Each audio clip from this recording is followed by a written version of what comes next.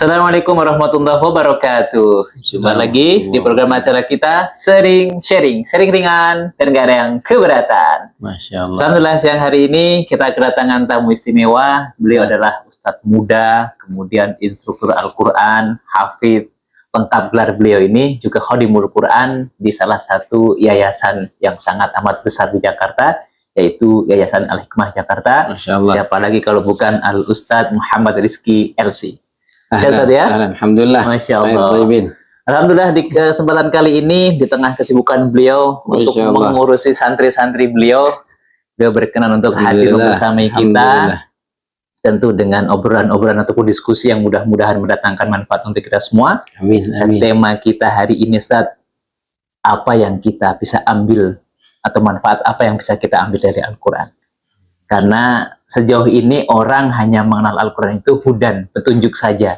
Apakah kemudian Al-Quran itu bisa kita ambil manfaatnya?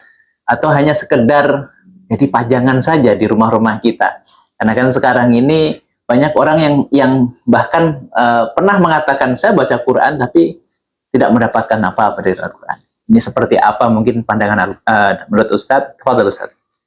Ya baik, Alhamdulillah. Salatu wassalamu ala Sayyidina Rasulillah wa ala alihi wa sahbihi wa man walah. Wa la hawla wa la quwata illa billah. Allahumma inna nas'aluka ilman nafi'a wa rizqan wasi'a wa amalan salihan mutaqabbala. Yang saya hormati, pembawa acara kita ini luar biasa ini. Ya. Ini kita lagi bertamu ke yang mulia ini. Samahah ya, panggilannya Samahatul Ustadz, Doktor Mustajib Zain MA Hafizahullah. Ya, mudah-mudahan Allah Subhanahu wa taala kasih manfaat yang banyak lewat beliau ya, buat umat khususnya, lebih-lebih nanti buat bangsa dan negara. Amin ya rabbal alamin.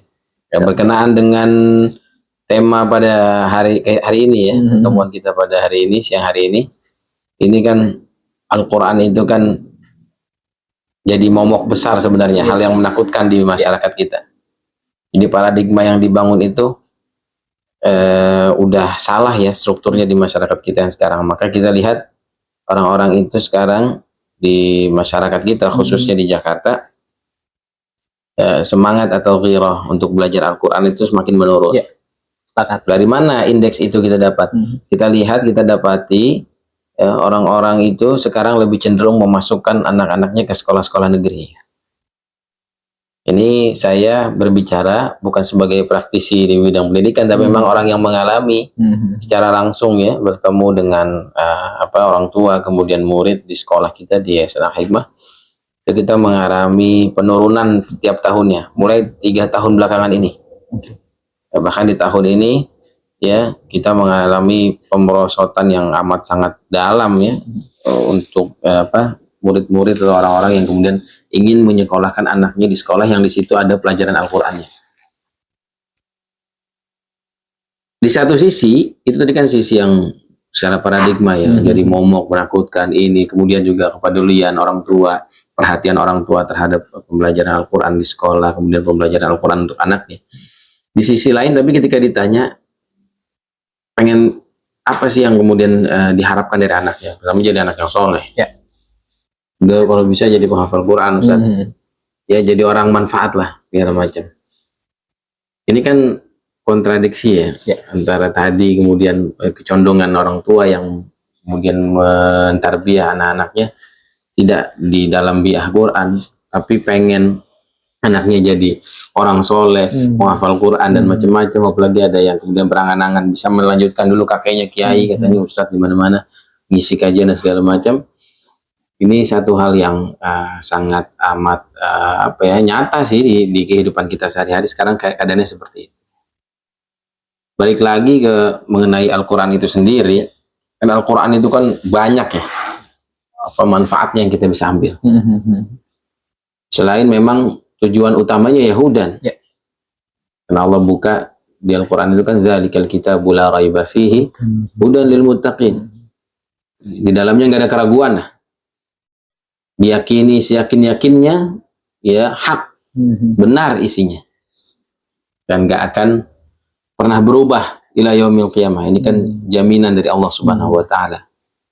melalui firman Allah dalam surat Al-Hijr itu, inna nahnu nazzalna dzikra wa inna lahu lahafizun. Allah sendiri yang kemudian turun tangan untuk menjaganya, hifdzun.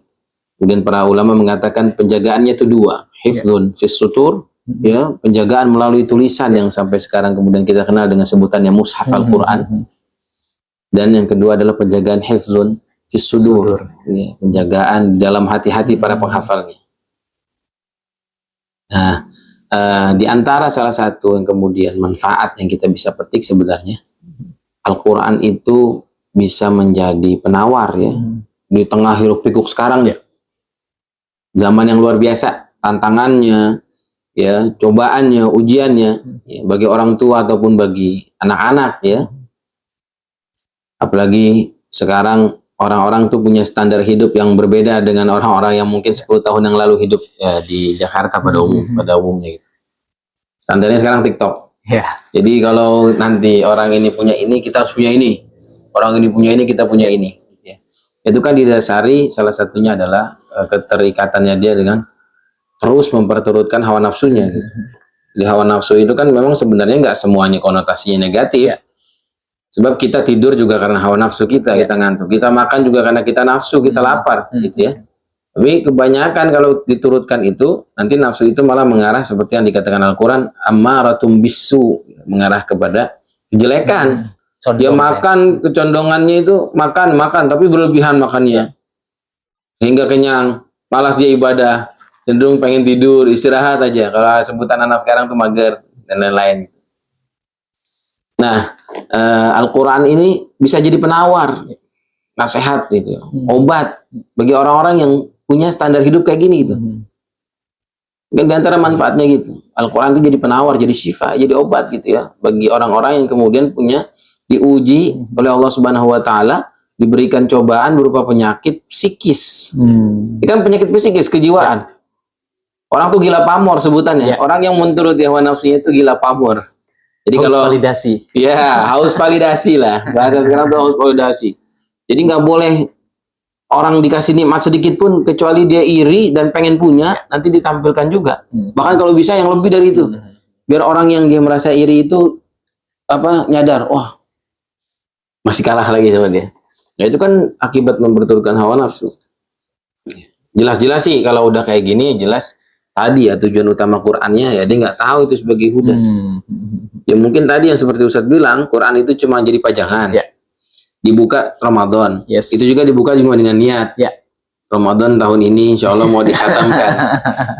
10 pertama antar dulu dah. Baru awal puasanya dulu aja kuatin. 10 kedua tengah-tengah tanggung, ntar aja kencenginnya pasti 10 terakhir sibuknya mempersiapkan lebaran. Hilang dah itu. Hilang semuanya momen hari-hari biasa, hilang momen dengan Al-Qur'annya. Di bulan Ramadan, bulan yang khusus di situ di dalamnya disebutkan Al-Qur'an, istimewa Al-Qur'an banyak Allah sediakan di situ. Kemudian lewat juga begitu aja. Ya ini gimana mau jadi hudan? Gimana mau jadi petunjuk? Al-Qur'annya cuma jadi pajangan. Nanti kalau Al-Qur'annya dipegang tuh kalau sedang rapi-rapi beres-beres. Karena mau nerima tamu, itu aja. Selebihnya Al-Quran itu nggak pernah dibuka. Al-Quran nggak pernah dibaca. Nah ini kemudian dikatakan, waqala Rasulu ya Rabbi, inna qaumi ittakhadhu hadzal Qur'ana mahjura. Orang-orang yang hijrah dari Quran. Ini hijrah total ini. Itu luar biasa ini. Kalau sekarang fenomenanya hijrah itu yang kita tahu di media sosial, fenomena artis-artis yang hijrah.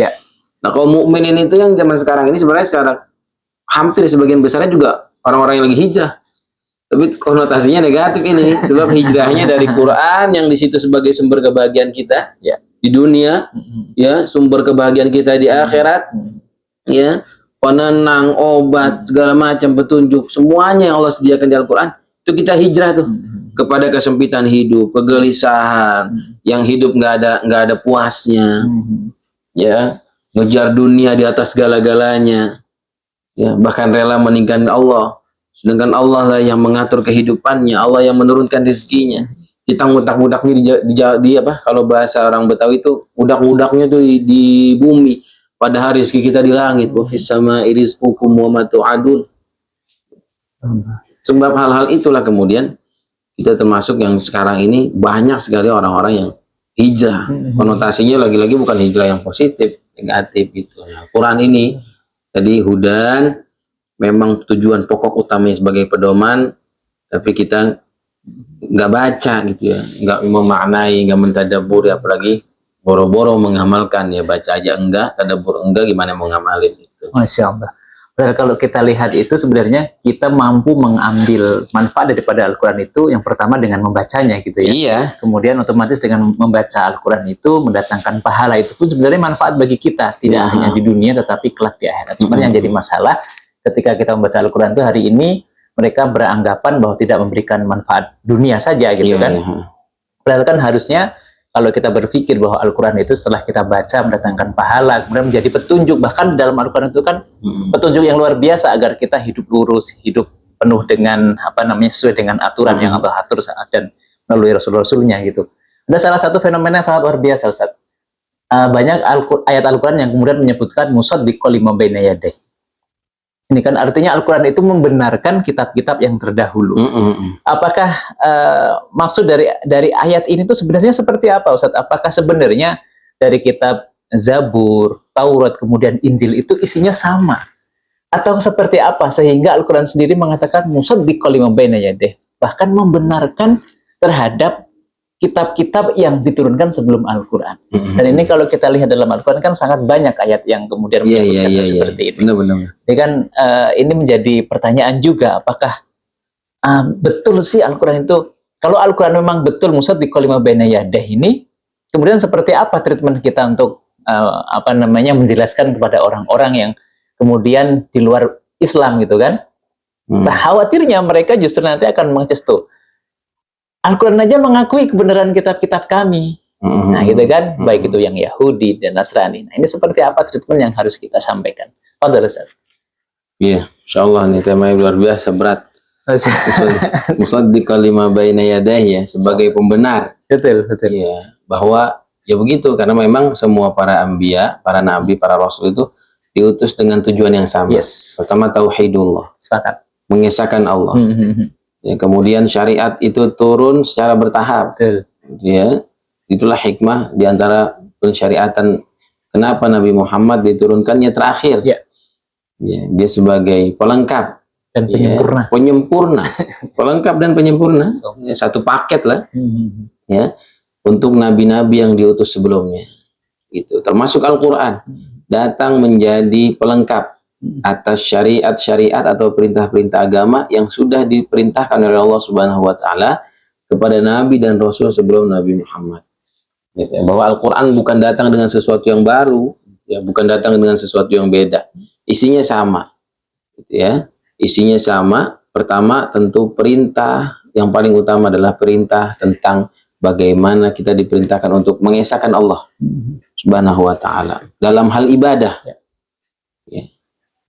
Terlebih dalam segala hal, gitu ya, bahwa tidak ada yang mengatur takdir kita kecuali Allah, tidak ada yang mengatur rezeki kita kecuali Allah, tidak ada yang menjamin keselamatan kita kecuali Allah, ya, bahkan orang tua kita, ya, dan tidak ada yang lebih sayang kepada diri kita melainkan Allah Subhanahu wa taala. Bagaimana Nabi sampaikan, melebihi sayangnya orang tua terhadap anaknya, bahwa arhamur rahimin.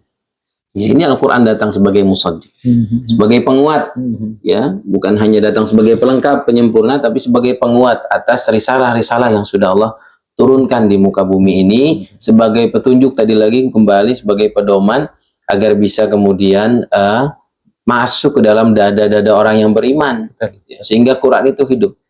Sebab Nabi itu kan sudah menampilkan Al-Quran itu sepanjang hidupnya, gitu. Al-Qur'anu mujassadan fi hayatihi. Quran itu berbentuk jasad gitu ya. Jadi sehingga bisa ditampilkan. Ya. Betul. Maka ketika ditanya oleh sahabat kepada Sayyidah Aisyah, bagaimana akhlaknya Nabi sallallahu alaihi wasallam? Maka Nabi sallallahu alaihi wasallam menjawab, kana khuluquhul Qur'an. Akhlaknya itu Al-Qur'an. Sebab yang ditampilkan visualnya, tampilannya Nabi sehari-hari 24 jam itu yang sahabat lihat adalah Al-Qur'an. Dari mulai tidurnya, dari bangunnya, kemudian sholat malamnya. Semua adalah sesuai dengan apa yang kemudian Al-Quran perintahkan. Maka Allah tegaskan, wa ma atakumur rasulu fakhudhu. Maka apapun yang kemudian dibawa oleh Rasul Shallallahu Alaihi Wasallam, ya berupa perintah dari tasyri', ya perintah syariat Allah Subhanahu Wa Taala, ambil. pegang. Mhm. Wa manahakum anhu fantahu, dan apa yang kemudian dia larang, dia beri peringatan di situ, dia dia batasi agar tidak dilakukan hal-hal tersebut, maka tinggalkan. Fantahu. Ini kalau Quran itu mujassadan, insyaallah kan orang-orang itu di luar kita ya, Ya. yang di luar kita itu melihat bagaimana perilaku kita. Dia nggak peduli batinia kita, Ya. dia nggak peduli kita rahbanin, kita orang yang abid, Mhm. yang tiap malamnya tuh selalu sujud pada Allah, nangis di keheningan malam. Dia nggak peduli kita orang yang suka sedekah dan segala macam. Tapi yang ditampilkan adalah bagaimana Al-Quran itu tampil di dalam diri kita 24 jam dan berpengaruh positif dan bermanfaat lebih banyak bagi sosial. Oh, sangat luar biasa sebenarnya ya. Kalau kita lihat pun sebenarnya banyak orang-orang di luar Islam yang kalau tadi disampaikan tidak bisa mengambil manfaat, sebenarnya justru mereka banyak mengambil manfaat dengan mencari kelemahan Al-Quran. Para orientalis maksudnya. Iya. Kita lihat mereka dengan tulisan-tulisan mereka, buku mereka laku, bahkan bisa menghidupi anak cucu mereka dengan Al-Quran. Ya, Dan bahkan kalau hari ini kita lihat, kalau orang bisa bilang, oh tidak bisa mengambil manfaat dari Al-Quran, banyak kok para qori yang hidupnya bener-bener dari Al-Quran gitu kan. Kita lihat, bahkan mungkin lebih dari kita, orang yang biasa kerja secara profesional itu, hanya itu saja, tetapi orang yang kemudian kemarin membaca Al-Quran, terus kemudian menyimpan Al-Quran di dadanya dan mengamalkan Al-Quran itu, kita lihat banyak sisi kehidupan yang kita lihat sangat luar biasa dari segi materi dan sebagainya. Bahkan pengalamannya pun tidak hanya dalam negeri, tapi luar negeri. Iya, benar. Bahkan kalau kita lihat, ya termasuk Ustadz, ini kan berkesempatan untuk keliling dunia, bahkan mengikuti kejuaraan dan sebagainya, itu kan bagian dari keberkahan Al-Quran. Keberkahan Al-Quran, manfaat Al-Quran. Iya, itu luar biasa. Ini kan harusnya bisa kita ambil ibroh bagi kita semua agar lebih mendalami Al-Quran. Lalu fenomena yang sangat luar biasa Ustadz. Hari ini kita bisa melihat para orang tua bermimpi untuk menjadikan anaknya menjadi hafiz Quran. Akan tetapi sayangnya jika mereka sudah mencapai target, ya sudah selesai keluar dari pondok dengan prestasi 30 juz, habis itu mereka tidak istiqomah. Benar. Ini bagaimana agar menjaga keistiqomahan tersebut, agar mereka itu menghadirkan Al-Quran dalam hati dan hati mereka. Iya. Jadi yang pertama itu al-insanu yansha wa yatara'ra ala ma huwa alaihi qaum. Jadi manusia itu tumbuh dan berkembang tuh sesuai bagaimana lingkungannya. Jadi yang perlu diperhatikan gitu ya, ketika ada orang tua yang kemudian punya ekspektasi, ya punya cita-cita lah, dan cita-citanya itu kan semuanya kebaikan, yang diharapkan dari anaknya kan semua kebaikan, apalagi punya cita-cita anak penghafal Quran, maka orang tuanya juga harus menciptakan suasana kondisi di rumahnya itu, kondisi yang disebut kondisi yang ahlul Quran. Quran itu hidup di rumahnya. Jadi kalau dulu gini ya, saya menceritakan pengalaman pribadi. Nggak pernah punya saya bayangan itu jadi penghafal Quran.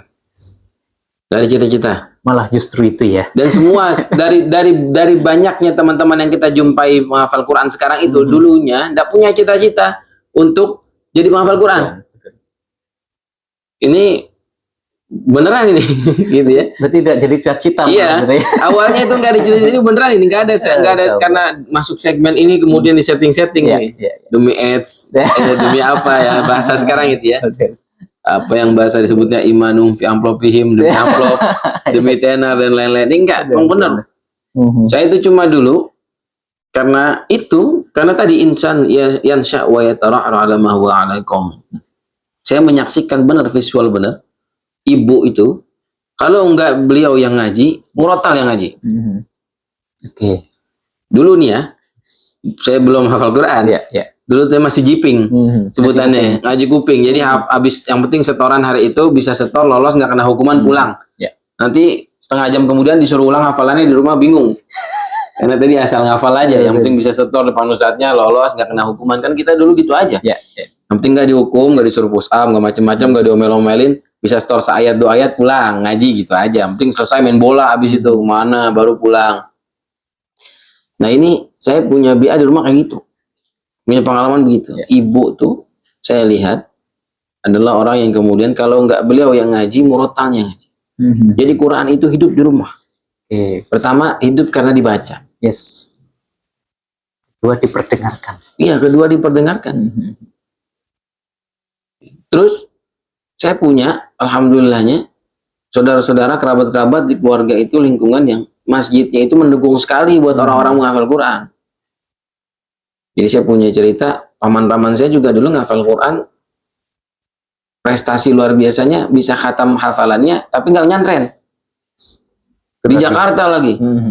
Itu kan kayak gimana ya? Akhirnya mancing itu di pikiran kita, kayak gimana itu cing-cing kita dulu ngaji, mereka sekolah umum pulang pergi, tapi bisa ngafal setoran sampai selesai dan hafalannya bisa dibaca gitu. Maksudnya mungkin. Karena mereka kemudian jadi imam di masjid tersebut, dan masjid tersebut adalah masjid yang pertama kali menyelenggarakan tarawih 1 juz di Ramadan itu tiap malam, berurutan, khatam. Bahkan kalau 10 terakhir qiyamul lailnya 3 juz per malam. Ini hatamnya 2 kali, hatam bacaan tarawih dan hatam bacaan qiyamul lail atau tahajud.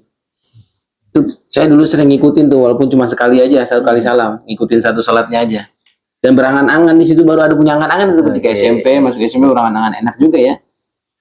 Karena kan alhamdulillah saya dikaruniai dari dulu ngerasa suara saya bagus. Kalau punya suara bagus tuh kan hibah ya. Artinya orang hafal Quran itu kan pertama takdir Allah, kedua kan usaha. Ya. Betul. Kalau suara ya murni takdir Allah sebenarnya. Mau diusahain gimana juga kalau suaranya sember mohon maaf. Bukan itu, tapi emang udah masing-masing ada bagiannya kayak gitu. Alhamdulillah termasuk keluarga besar itu banyak yang punya suara bagus-bagus. Dulu kita namanya orang-orang belum nyantren dan segala macam, tinggal di kehidupan, kemudian tumbuh di sosial yang bahasanya tuh lebih condong ke arah ke umum ya, nggak ke agama. Ya suara bagusnya dipakai buat nyanyi gitu.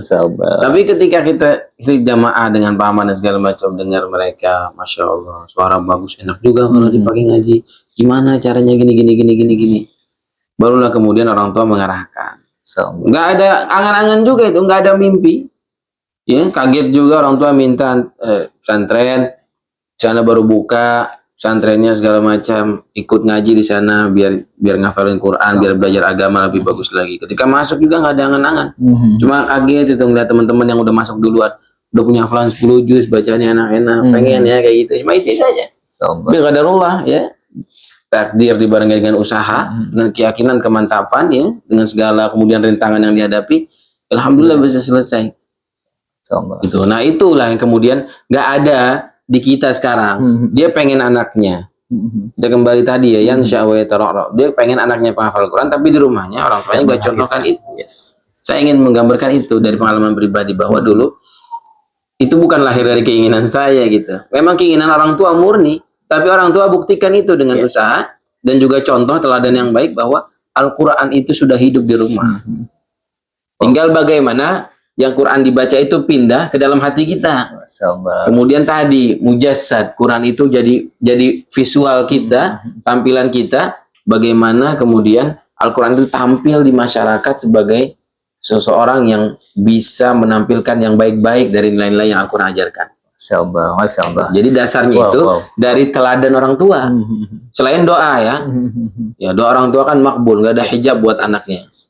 Ya, maka nggak boleh kata Nabi, jangan doain yang macam-macam. La tad'u ala abnaikum wala ala amwalikum wala ala anfusikum farubbama sadafa babal ijabah fastajaballah. Nggak boleh sampai kamu laknat orang tua kamu, anak kamu, bilang atau keluarga kamu atau harta kamu. Nanti kalau sewaktu-waktu kemudian itu jadi waktu mustajab dan dijabah, kan jadi musibah buat kita. Makanya sekarang kejadian kan orang tuh bilang anak bandel-bandel. Sekarang susah Ustaz dibilanginnya. Ya gimana mau bisa dibilangin orang ketika mereka melakukan kesalahan, dasar lu. Mohon maaf ya, anak setan. Kok jadi beneran? Ya, kayak setan. Dikasih tahu makin-makinan. Gitu. Tapi kan orang dulu, ya tolong jangan kayak gitu. Kalau kita berkaca dari orang tua kita dulu gitu. Jika kita lihat kakek kita, nenek kita kalau lagi nasihatin anak-anaknya luar biasa itu dengan hikmah. Padahal lagi-lagi secara pendidikan mereka jauh dari kita. Betul. Mereka nggak kenal SD, apalagi SMP, apalagi sampai bangku kuliah. Bangkunya aja nggak tahu mereka, apalagi ngecap pendidikannya. Tapi luar biasa, gitu ya. Kalau bahasa orang Betawi itu kitabnya tuh nggak natak. Buat materinya tuh nggak natak, nggak tahu mereka tuh Nabi bilang gini, Nabi. Tapi mereka ajak ketika praktek, bener-bener hati-hati.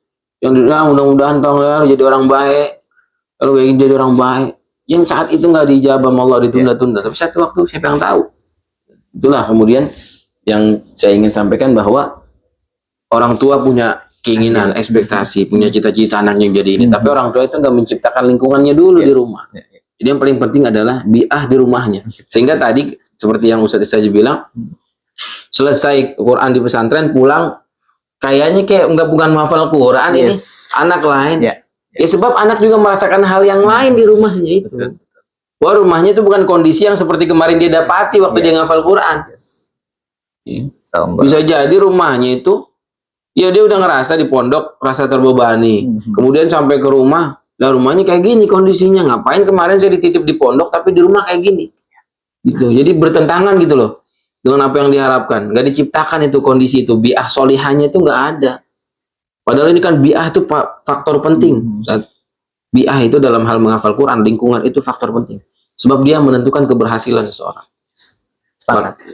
Maka kemudian lahirlah pesantren-pesantren itu untuk mencetak itu yang dikhususkan untuk jadi ulama, menghafalin hadis ini ada, yang menghafal Quran ada, yang ke kitab-kitab ini ada, dan segala macam. Dan mereka bisa jadi karena lingkungannya yang membentuk itu. Mereka punya lingkungan itu, kemudian mereka punya teman-teman yang bisa jadi motivasi buat saling berlomba-lomba. Ketika turun futur dia bosan semangatnya, kecas lagi ngeliat teman-temannya segala macam. Nah kalau di rumah mereka nggak dapat itu. Sedangkan semua itu berkaitan dengan keimanan. Iman itu naik turun, kata Nabi. Yazdadu bil ta'ah wa yanqus bil maksiyah. Nambah dengan ketaatan, berkurang dengan maksiat. Kalau rumah isinya maksiat semua. Lah rumah nggak pernah dibacakan Quran, tapi orang tua pengen anaknya menghafal Quran. Jadi kayak apa istilah, kalau boleh pinjam istilah itu ya? Kayak motor rusak istilahnya. Jadi motor lagi rusak dibawa ke bengkel, dan pondok itu kayak bengkel, pengennya anak benar balik motor benar. Tapi dia lupa bahwa tarbiyah pertamanya, madrasah pertamanya itu di rumah. Itulah yang kemudian menggiring opininya ketika di pondok. Oh begini ternyata keinginan orang tua kita, orang tua dia dan segala macam. Itu Ustaz. Jadi bi'ah lingkungan adalah faktor utama dan paling penting ketika ingin mendidik generasi yang Quran, yang Rabbani. Masya Allah, sangat luar biasa. Mungkin sebelum kita tutup, ada pesan untuk para pemirsa kita dan juga generasi muda agar kemudian bisa menjaga keistiqomahan dia atau semangat dia untuk terus membaca Al-Quran. Iya, pesannya adalah sebagaimana yang disampaikan oleh Abu Hurairah, ya, bahwa jangan sampai Quran itu luput dari wirid harian kita, terutama di rumah. Baca Quran itu di rumah, sehingga kata para sahabat, rumah yang sering dibacakan Quran, apalagi sering dikhatamkan Quran itu, tahduruhul malaikah. Nanti rumahnya itu dihadirinya sama malaikat. Jadi namanya malaikat itu turunnya, kata para ulama itu hanya bawa satu, membawa rahmat dari Allah Subhanahu Wa Taala. Turunnya malaikat ke muka bumi itu atas perintah Allah, membawa rahmat itu, membagikan rahmat. Ya. Kemudian wayat tasyibi ahlihi, dan rumah yang sering kemudian dibacakan Quran, dikhatamkan Quran, ya, hidup Al-Quran di dalam rumah tersebut, itu serasa lega buat penghuninya. Ya walaupun lagi-lagi bisa jadi rumahnya cuma 5 meter kali 5 meter gitu ya. Baru buka pintu udah halaman, baru buka pintu belakang juga udah halaman, gitu ya. Ke sana udah ketemu dia lagi, ke sini ketemu dia lagi. Tapi kayaknya nyaman gitu. Maka nyamanan itu kan bukan karena luasnya rumah. Ada orang yang punya rumah gede banget, tapi ngerasa masih sempit aja. Gitu ya? Masih kayak kehimpit aja, kayak kurang aja nih rumah, apalagi yang kurang ya. Padahal udah gede, semua rumah tetangganya udah dibayar-bayarin semua, udah dilebarin semua tuh rumah, tapi nggak ada puas-puasnya. Nah, Al-Quran itu menurunkan itu tuh, rasa qanaah, cukup terhadap nikmat Allah Subhanahu Wa Taala bagi penghuni rumah, sehingga ngerasa ini semua nikmat yang Allah berikan tuh banyak. Karena nanti ungkapannya tuh nikmat Allah itu banyak, ujiannya itu sedikit. Nah yang ketiga, yang jadi motivasi kemudian Al-Quran itu agar bisa hidup di rumah kita, kata para sahabat, katsura khairuhu, kebaikannya itu banyak. Di rumah tangganya itu sakinah, anaknya soleh, soleha, pekerjaannya barokah, gitu ya. Apalagi ya rezekinya berlimpah, walaupun gak banyak, tapi dirasa berlimpah, cukup aja. Ya. Itu kan dari makna kebaikan yang banyak itu, katsura khairuhu. Itu kan makna dari berkah itu. Ya. Katsura khairuhu. Sebab Quran itu hidup di rumahnya. Wa takhruju minhu syayatin, dan yang terakhir tentu Quran syaitan itu, setan-setan, jin-jin itu pada kabur dari rumah. Jadi sedikit isinya pertengkarannya di dalam. Rumah itu nyaman. Ya, rumah itu menjadi sebutan yang kita sering sebut istilahnya adalah baiti jannati. Itu rumah yang didambakan bagi pasangan suami istri, bagi anak-anak yang ketika pulang itu menjadi tempat rahat, tempat istirahat dari semua kegelisahan, rasa capek, ya unek-unek di luar rumah. Ketika datang ke rumah hilang semuanya, merasa lega. Itu rumah yang kemudian ada Al-Quran. Keluar dari situ syaitan.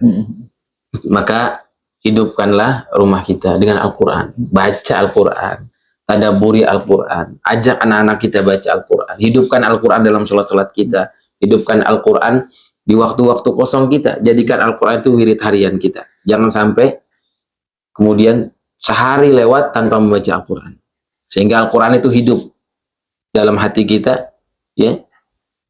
Kemudian visualnya tampil di dalam keseharian kita, kemudian kita termasuk golongan yang kemudian Allah katakan akhlullah, keluarga Allah.